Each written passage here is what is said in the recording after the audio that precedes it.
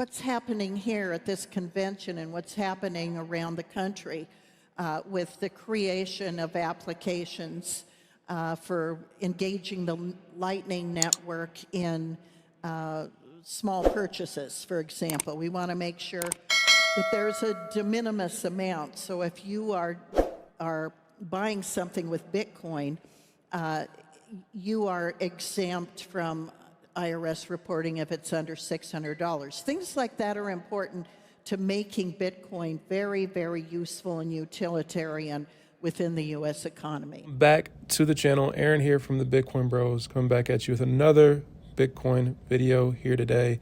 And we are at the Bitcoin conference. So today's video is going to be a little bit clip heavy because there's a lot going on at the conference. Going to be showing you guys some clips from the conference. We're going to be getting in a little bit into strategy, into some Bitcoin updates. But we can see here the most actively traded U.S. stocks, looking at strategy, still in the top 10 here at around $5.24 billion of actively traded volume. The price has been pretty boring here as of late, has fallen down. Maybe a great opportunity to buy the dip. There's no hype. The MNAV has contracted a little bit down to around 1.8, so that could be a potential sign to get into strategy. And if we look at where they're at in the top rated market cap companies in the US, they are 95 right now with around a $102 billion market cap at around $372. The reason why we look at this is because strategy could potentially get included in the S&P 500 in Q3, and we could see a huge inflow of capital coming into strategy that Saylor can utilize to then go buy more Bitcoin. Billions and billions of dollars. We've talked about this on previous videos. We've talked about this in our live streams. We'll be going deeper into it as the dates come closer and closer, but just know that that is a huge catalyst coming very soon for strategy. And we're going to get into some of the Bitcoin proxies, some of the other Bitcoin proxies after this clip here. There's a clip from Vivek that I want to share with you guys. So let's go ahead and play this clip, and then we'll get into the other Bitcoin proxies. Is participating in it with real skin in the game. So what can a governor do to help lead the way to that vision where every kid is able to participate in the magic of American capitalism and compounding, to not be spiteful towards the successful by being successful instead? One of the things I will do is I will lead Ohio to be the first and top state in the country to integrate financial literacy into our public education that includes the power of compounding, including education about Bitcoin as an asset class that every young person ought to be aware of as they make those financial decisions. To cultivate an education system. So at the Bitcoin conference, we got a chance to watch the blockchain group CEO talk about how they are trying to accumulate more BTC, and their goal is to accumulate 1% of the Bitcoin supply by 2033. And he projected that Bitcoin will rise at a 30% CAGR until 2033. And if that happens, that could allow them to raise more money to be able to buy Bitcoin. So if they do that, they get 1% of the supply of Bitcoin. ALTBG, only a $300 million company right now, but if they're going to get 1% of the circulating supply, you can do the math on that. They're going to probably be a multi-billion-dollar company. So that means massive gains from the current valuation. And obviously that's not financial advice. And now, as of today, even 4,000, 5,000%. And now we have the blockchain group for Europe, now more than 2,000% performance. The number one stock performing, traded in Paris, out of all stock traded in Paris. And the playbook is extremely simple. The playbook is to raise capital, accumulate Bitcoin, hold the Bitcoin forever, don't sell the Bitcoin, and don't lose the Bitcoin.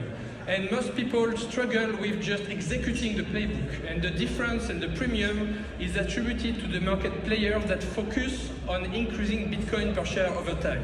Everything else is a distraction, and that's what I do every day. I am 121% focused on increasing Bitcoin per share. And so what has done the focus on Bitcoin per share increase over time is that we have 10x the number of sats per share over the last 7 months. And so a holder of the blockchain group had 40 sats per share back in December 2024. And today it has more than 400 sats per share, and that's not even accounting for our last raise of yesterday. Another update here from Strive. They announced a $750 million private investment to fund their first wave of Bitcoin accumulation. They could potentially raise up to $1.5 billion in terms of how much demand they get. So this could be another $1.5 billion coming from ASST. And what ASST really is, they're not just a corporation who's going to buy Bitcoin, but they're going to be utilizing the people on their board and in this company to find ways to create different cash flow streams utilizing Bitcoin or maybe some other opportunities in the market. So watch out for ASST. And right now, they're only a $129 million market cap company. They're up huge over the past couple of months.